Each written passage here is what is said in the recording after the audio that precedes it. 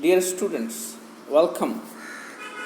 This is the first video on Introduction to Anatomy and Physiology, Lesson 3rd, Physical Education, Class Plus 1.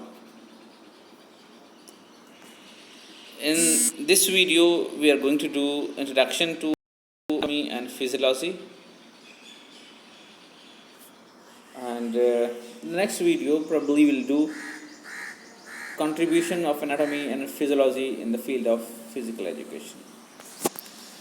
So basically, we should understand in this video what is anatomy and physiology. Our body is a complex machine. It has different subsystems. As a machine works with so many parts, it has combinations of different parts. Same way, our body has different parts, different subsystems, and collectively they run together to become a human body, and that is known as physiology of human body. Basically, this subject of anatomy and physiology is part of biology, human biology, that gives us knowledge about the anatomical structures and function of human body. Anatomical structures means different parts. When we cut it and we find how these parts are, it is related to anatomy, and the functioning is related to physiology, right? So we get the knowledge regarding the anatomical structure and functioning of human body, and that knowledge comes from biology, human biology. In this video, we will do anatomy first. Means we will study the parts and the smallest unit of human body to the largest unit in brief on surface level. So the study of internal structure of human organs and total system management is called anatomy. Internal structure, keep in mind, तो ये dissection से ही internal structure की study होती है. Dissection मतलब चीड़ फाड़ करके, काट फाड़ करके. That is why it is known as anatomy. And total system is उसकी ऑर्गन्स की और उसकी टोटल सिस्टम की स्टडी जब करते हैं, it is known as anatomy. Keep in mind कि इंटरनल पार्ट्स की, इंटरनल स्ट्रक्चर्स की स्टडी को एनाटॉमी कहा जाता है. By doing its study, we get knowledge regarding structures, हमारे बॉडी का जो स्ट्रक्चर है उसके बारे में, about the size, shape and position of human organs. We have different organs and how they are positioned, what size of parts they are and what shape they have, their structure we get to know by doing anatomy, by studying anatomy.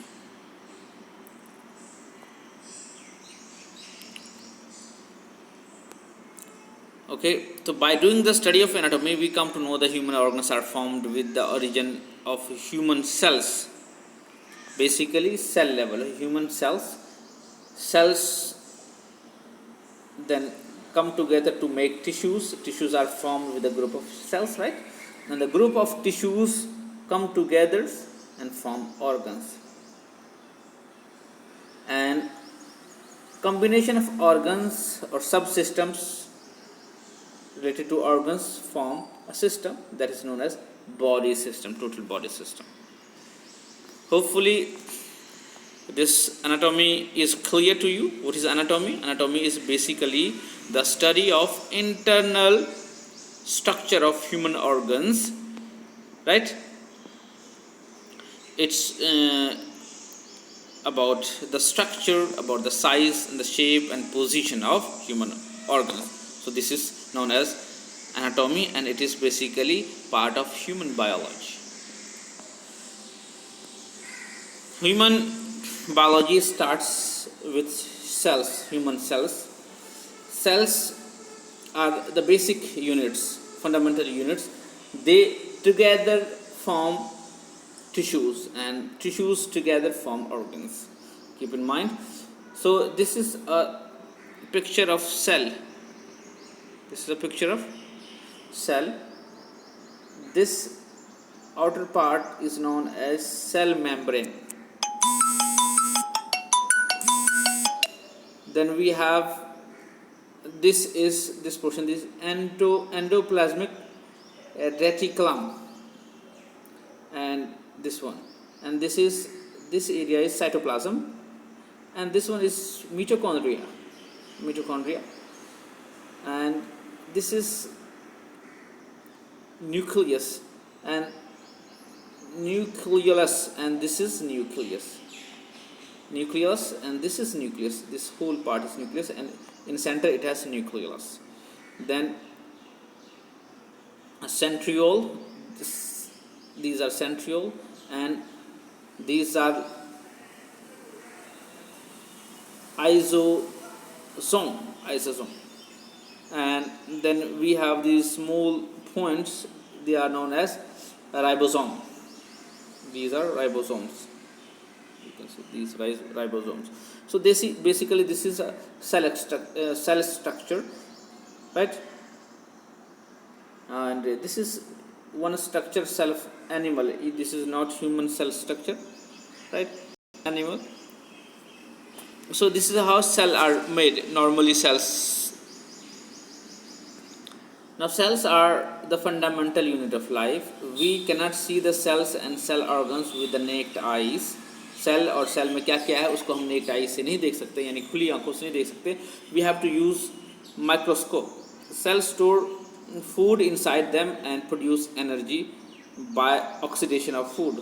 Food का oxidation होता है और उससे energy मिलती है. हम जो food खाते हैं उसका जाके ऑक्सीडेशन होता है, वो पचता है, हजम होता है, फिर उसके तत्व सेल तक जाते हैं और वो उस तत्व को जो मौजूद होता है वहाँ पे उसको ऑक्साइड करते हैं, ऑक्सीडेशन होता है उसका, and then they become food for that and it gives energy to the cells. The energy is use to perform physical activity, और वही एनर्जी फिजिकल एक्टिविटी के लिए यूज़ होता है. तो ये सेल लेवल की स्टडी है. Tissues are formed from the group of similar cells. एक तरह के सेल्स से टिश्यूज़ बनते हैं. जैसे मैंने बताया आपको, सेल से टिश्यू से ऑर्गन से सब सिस्टम बॉडी का बनता है, उससे पूरा सिस्टम बनता है. Tissues are formed from the group of similar cells. When cells of the same shapes and functioning work together in group, they are known as tissues. These tissue contain 60 to 90% water. Keep in mind कि tissues में 90% तक, up to 90% water होते हैं. There are 4 types of tissues found in human body. 4 तरह के tissues पाए जाते हैं ह्यूमन बॉडी में. Those are connective tissues, जो जोड़ते हैं, connective tissues, epithelial tissues, muscular tissues and nervous tissues. Right? ये है कार्डियक मसल्स, ये स्केलेटल मसल्स और ये स्मूथ मसल्स. तो टिश्यूज़ 4 तरह के होते हैं: connective tissues, epithelial tissues, muscular tissues and nervous tissues. यानी कि नर्वस सिस्टम के, मस्कुलर सिस्टम के कनेक्टिव टिश्यूज़ होती हैं और ये एपिथेलियल टिश्यूज़ होते हैं. कीप इन माइंड, इन चारों के नाम ये आप याद रखें. अब इन टिश्यूज़ से जाकर बनता है organs. Organs are found by combinations of tissues. वो एक तरह के जो टिश्यूज़ होते हैं उससे मिलकर बनता है. These organs are group of cells of the same type, formation of functioning. जैसे बताया कि एक तरह के जो सेल्स हैं जिसकी फंक्शनिंग एक तरह की होती है, उससे मिलके टिश्यूज़ बनते हैं. तो इसी तरह से ये ऑर्गन्स बनते हैं. ऑर्गन्स बेसिकली सेम तरह का सेल्स होते हैं जो इकट्ठे मिलके कोई फंक्शनिंग करते हैं बॉडी में. और अलग अलग ऑर्गन्स है, जैसे कि हार्ट ऑर्गन्स है, ब्रेन ऑर्गन्स है, इंटेस्टाइन है, स्टमक है, लंग्स है, टंग है. ये सारे अलग अलग ऑर्गन्स हमारे बॉडी के. Keep in mind. तो थर्ड चीज़ ये है एनाटॉमी में जो हमें आता है, जो we should know. And then है सिस्टम. इन सबसे मिलके सिस्टम बढ़ता है. Group of cells from tissues, group of tissues from different organs and group of organs of similar function form a system. ये बेसिकली बॉडी का सब सिस्टम फॉर्म करता है। Group of organs of similar functioning, एक तरह के functioning जो करते हैं, form a system by combining together. In simple words, systems are formed with a combination of different organs of the human body. Different system of our body are a respiratory system जिससे हम सांस लेते हैं, blood circulation system जिससे हमारा नाड़ियों में blood चलता है वो हो गया, muscular system जो हमारे हाथ वो पैर वगैरह को मूव करने में हेल्प करता है और वो भार को हिलाता है, नर्वस सिस्टम यानी कि जो हमारा नाड़ियों से रिलेटेड सिस्टम है जिससे सारा माइंड से बाकी अंगों में जो इंफॉर्मेशन ट्रांसफर होता है, रिप्रोडक्शन सिस्टम जिससे वो सिस्टम जिससे कि रिप्रोडक्शन होता है, बच्चे वगैरह पैदा होते हैं, एक्सक्रीटरी सिस्टम जिससे मल मूत्र हमारा बाहर आता है। So different system perform their own functions combination with other system, in combination with other system. याद रखिए कि हर एक सिस्टम जो सब सिस्टम है, बॉडी एक सिस्टम है, उसके जितने भी सारी सब सिस्टम है, blood circulation system, muscular system, nervous system, respiratory system and excretory system, ये कम्बिनेशन में काम करते हैं। कोई एक सब सिस्टम अपने आप में इंडिपेंडेंट सिस्टम नहीं, सिर्फ बॉडी जो है एक इंडिपेंडेंट सिस्टम है अपने आप में, बाकी सब सिस्टम दूसरे की कम्बिनेशन में होकर, in combination with other system they perform the functioning. तो ये था हमारा सिस्टम क्या होता है। Next we move to physical management. अगर शरीर की मैनेजमेंट कैसे है, कितनी चीज़ें होती हैं शरीर में, क्या क्या है, उसके बारे में we are going to read now. In human body bones play an important role. These bones impart shape to the human body. These bones protect the tender organs like heart. अब फिजिकल मैनेजमेंट हम देखते हैं कि हमारे जो bones हैं वो ऐसे फिट हुए हैं हमारे शरीर में कि अलग अलग चीज़ों के लिए प्रोटेक्शन का काम करते हैं, हमारे मूवमेंट के लिए काम करते हैं, राइट, के साथ साथ मूवमेंट के साथ साथ प्रोटेक्शन का भी काम करते हैं। तो हार्ट के प्रोटेक्शन के लिए बना है, लंग्स के, ब्रेन के प्रोटेक्शन के लिए भी बना है, ये हमारे बोन्स हैं। तो the human body is formed by the combination of different bones like long bones, small bones, flat bones, irregular bones, sesamoid bones, और 1 2 3 4 5 किस्म के बोन्स का जिक्र हमने किया यहाँ पे, इरेगुलर बोन्स, राइट। तो ये कितने किस्म के बोन्स हैं? So there are in a human body, जो अडल्ट बॉडी है उसमें 206 किस्म के बोन्स पाए जाते हैं। फेशियल एंड स्कल बोन्स की बात करते हैं, they are 22 in numbers. Vertebral और ear ossicles hyoid bones 33, then rib cage bones 24, sternum bone 1, then we have collarbone 2, scapula 2, and arm bones 60, leg bones 62.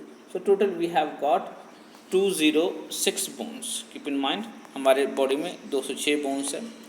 और classification of bones, if you classify these bones तो हम 5 different types, जैसे मैंने आपको mention किया गया है, वो हैं लॉन्ग बोन्स। आप देखते हैं ये लॉन्ग बोन्स हैं हमारे पैरों में और हाथ में, ये लॉन्ग बोन्स होते हैं।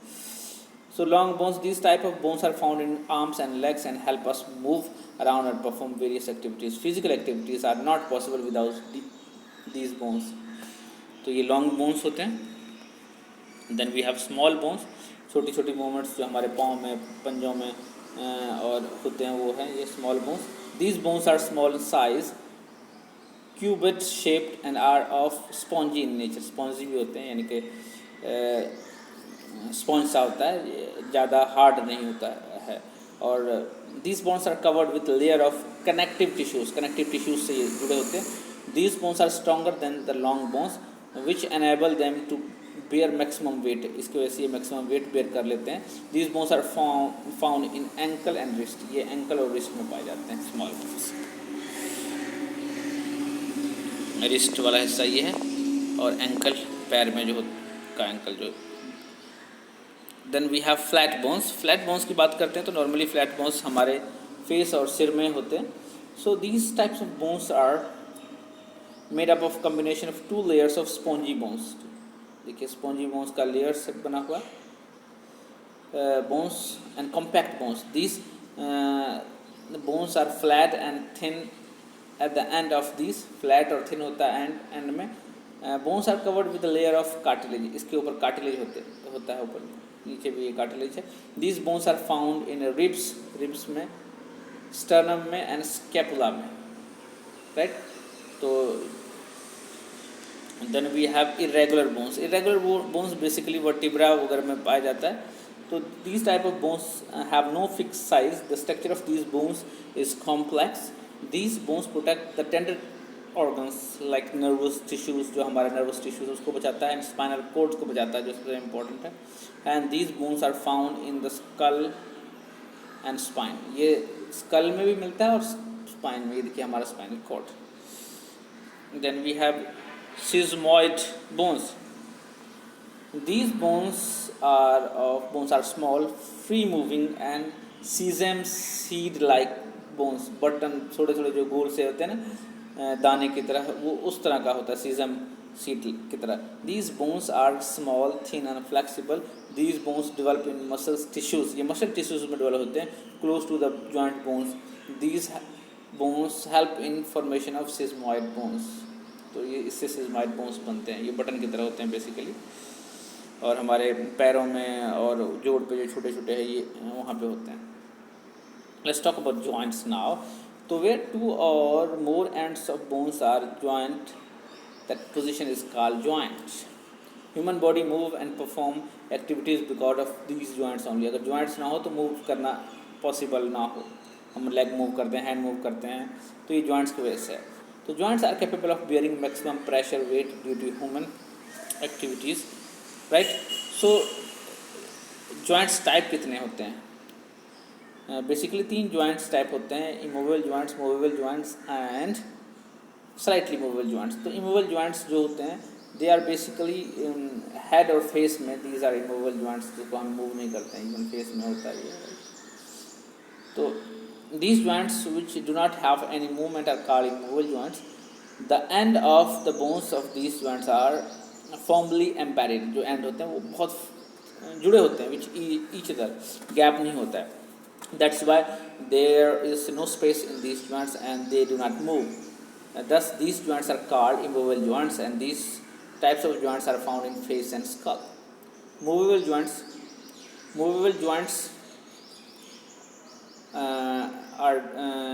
these joints cause movements in the body. Both end of the bones of such joints have covered with layer of cartilage. Cartilage होता है इसमें, due to which ends of the bones do not scratch against each other. These joints are further of 6 types. ये 6 तरह के होते हैं। ये देखिए यहाँ पे ये मूवेबल joints हैं, राइट। और ये दूसरा ये हड्डी है, ये पैर का नीचे वाला हड्डी, अगर ये गोड्डे का है तो, और ये हेल्प करते हैं वो, यहाँ पे कार्टिलेज होता है, यहाँ पे भी कार्टिलेज होता है, जैसे यहाँ कार्टिलेज होता है। These are of 6 types. Location के हिसाब से देख लेते हैं। Ball and socket joints, head of humerus and glenoid cavity, femur में। उसके बाद है condyloid joints, metacarpus and phalanges में होता है ये। एंड ग्लाइडिंग जॉइंट्स रिस्ट और एंकल में होता है, ये ग्लाइडिंग करते रहते हैं। हिंज जॉइंट्स ये नी एंड एल्बो में होते हैं। पाइवट जॉइंट ये एटलस एंड एक्सिस जॉइंट्स होते हैं, ये स्कल के साथ होते हैं, स्कल में। और सैडल जॉइंट्स, ये joints of hand and foot, ये सैडल जॉइंट। तो ये था सेकेंड टाइप ऑफ जॉइंट जो कि मूवेबल जॉइंट्स है। Now let's move to the third type of joint which is known as slightly movable joints. तो slightly movable joints है these types of joints in which end of the bones are stuck with each other. ये end है जो है होता है joints का, वो स्टक होता है, फंसा होता है एक दूसरे से, and are called slightly movable joints. There is space between these joints which makes restricted movement. इतना स्पेस होता है कि वो मूवमेंट होती है पर रिस्ट्रिक्टेड होती है, ज़्यादा नहीं हो सकती है। Possible in bones the movement is little or less. These are called slightly movable joints and the end of these joints covered with layer of cartilage. यहाँ पे भी cartilage होता है क्योंकि cartilage के बगैर movement possible नहीं होता है, स्क्रैच करके नुकसान पहुँचाता है अदरवाइज हड्डी को, which protects them from various scratches, right? तो ये थे 3 तरह के joints और ये joints पाए जाते हैं आपके चूल्हे वगैरह में, जो आपका कमर है, वेस्ट रिलेटेड एरिया है, राइट, जहाँ से एक्सक्रीशन वगैरह होता है, तो these joints are found there. Okay, so it was about anatomy of human body. Physiology we will do in the next class. Till then, take care. Bye bye.